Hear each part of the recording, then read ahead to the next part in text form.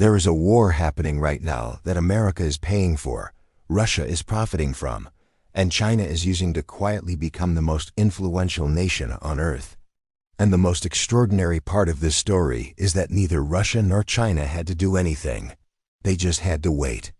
This is Professor Blackwell, the channel where empires are exposed and the real history of money and power is finally told.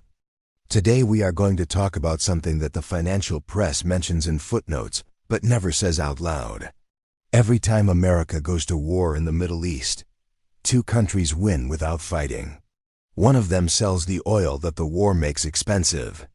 The other one positions itself as the only adult in the room.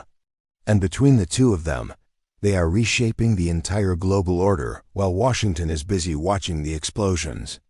Let us start with the most basic economic fact about any war in the Middle East.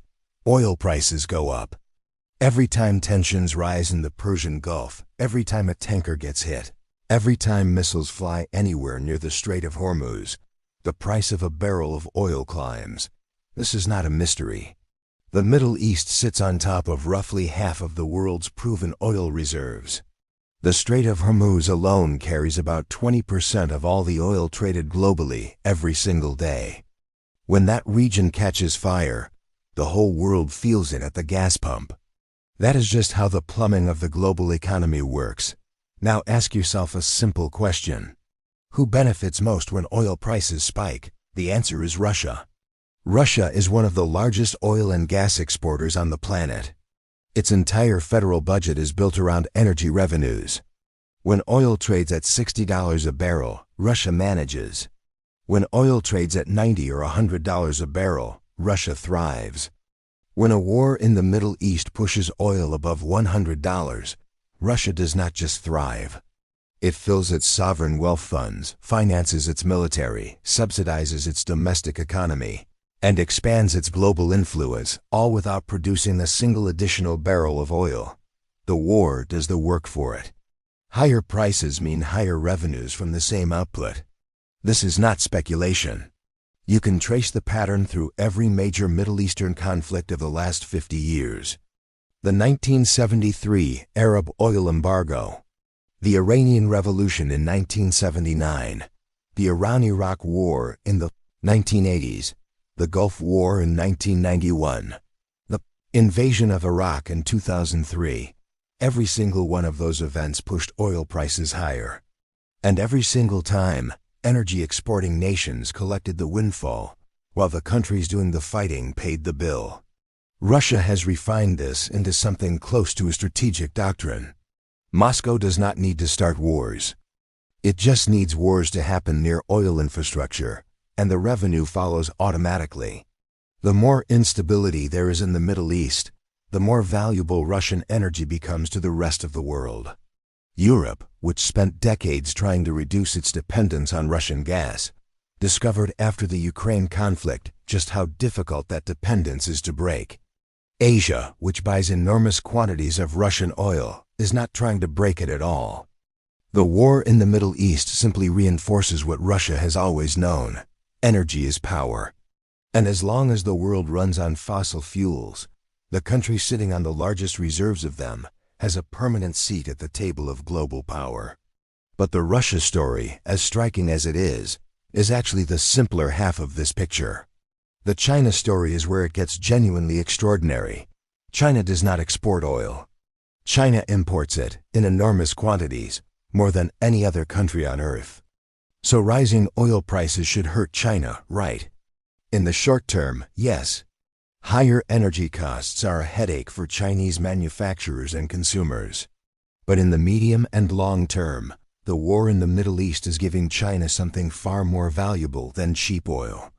It is giving China the opportunity to become the world's indispensable power. Here is what that means in practice. When America goes to war in the Middle East, or even comes close to it, every country in the region has to make a calculation. Do I align myself with Washington and accept the risks that come with that alignment? Do I try to stay neutral? Or do I quietly move closer to the one major power that is offering investment, trade, and diplomatic engagement with no military strings attached?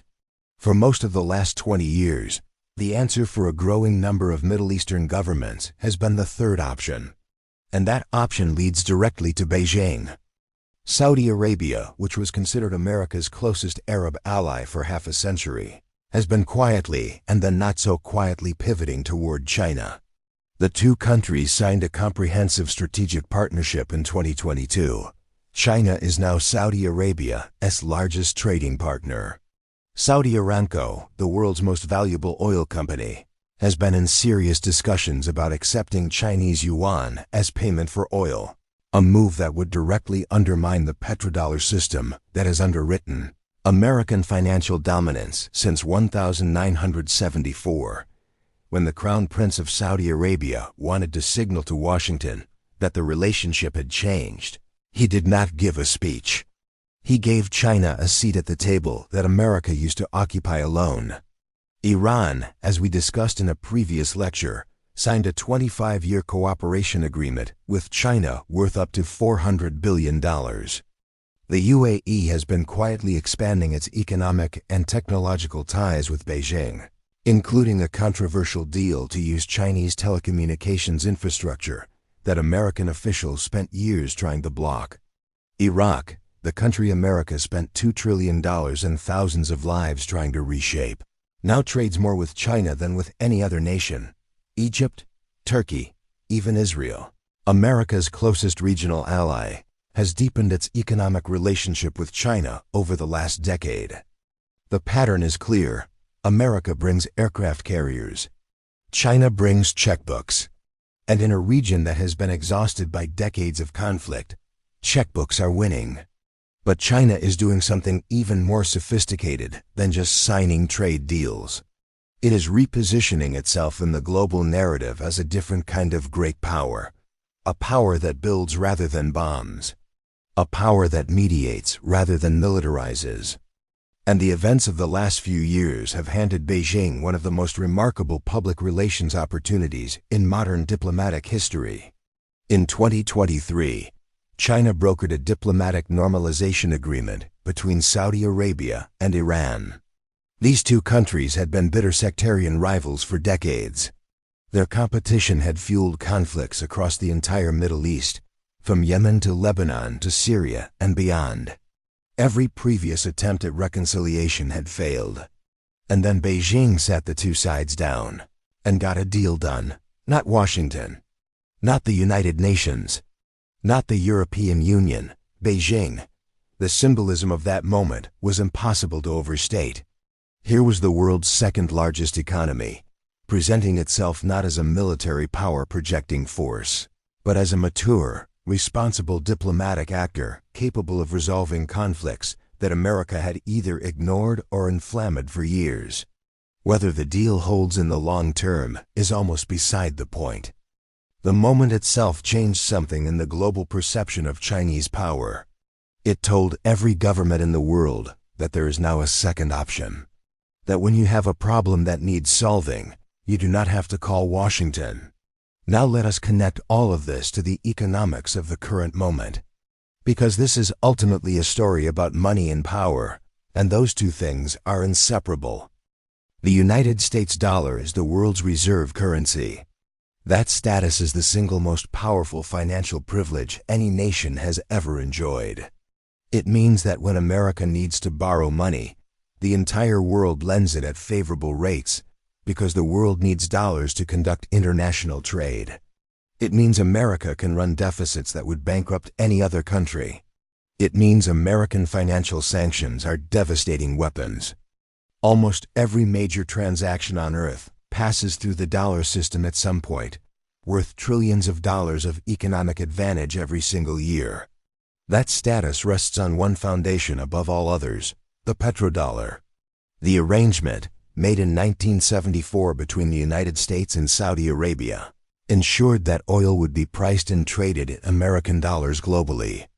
Every country that needs to buy oil has to hold dollars. This creates permanent demand for the dollar regardless of America's own economy. The petrodollar system is the reason the Federal Reserve can print money without immediately destroying the value of the currency. It is the invisible subsidy that makes American military spending, American trade deficits, and American borrowing sustainable. And that system is now under serious pressure. Countries are losing confidence in the American-led order. Saudi Arabia is discussing Yuan payments for oil. Russia is selling energy to India and China in rubles and yuan. Brazil and China are settling trade in their own currencies. The BRICS nations are developing payment systems that bypass the dollar entirely. Together, they represent the most sustained challenge to the petrodollar system since it was created 50 years ago. The war in the Middle East is accelerating every one of these trends. Every spike in oil prices forces countries to think about dollar exposure. Every American military action reminds governments that the dollar system comes with American politics attached. Sanctions show the world what happens when you depend on a payment system controlled by a country that uses it as a weapon. China is the primary beneficiary. As countries diversify from the dollar, they move toward Chinese trade, investment, and infrastructure. The Belt and Road Initiative is building the plumbing of a parallel economic system to settle trade without touching the dollar. Russia is rapidly becoming China's junior partner. The two countries are now aligned in almost every major geopolitical contest. They coordinate at the UN, conduct joint military exercises, and have deepened their energy relationship to a critical point. Together, Russia and China represent a counterweight to American power that has not existed since the Cold War. China is the world's largest manufacturer and trader, lifting more people out of poverty than any nation in history. Sun Tzu said the supreme art of war is to subdue the enemy without fighting. China and Russia advance while America fights. America remains the world's largest economy and most innovative nation, but dominance is not a permanent condition. Choices to spend trillions in regions of diminishing returns and allowing the petrodollar to erode have long-term consequences. Russia is collecting the revenue. China is collecting the influence.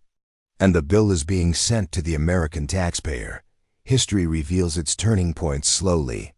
By the time the shift is visible to everyone, it has usually already happened.